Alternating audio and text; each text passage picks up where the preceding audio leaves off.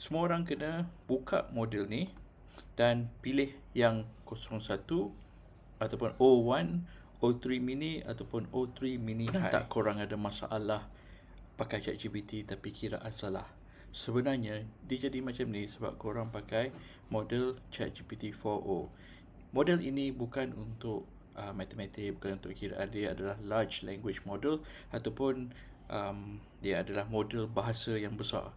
Untuk menggunakan ChatGPT dengan baik ataupun dengan tepat untuk kiraan seperti bisnes, untuk affiliate punya perkiraan, semua orang kena buka model ni dan pilih yang 01 ataupun O1, O3 mini ataupun O3 mini high.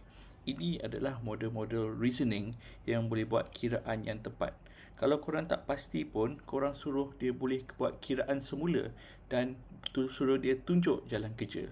Ini akan menunjukkan kiraan matematik yang betul. So, para business owner, pakailah O3 mini dengan O3 mini high.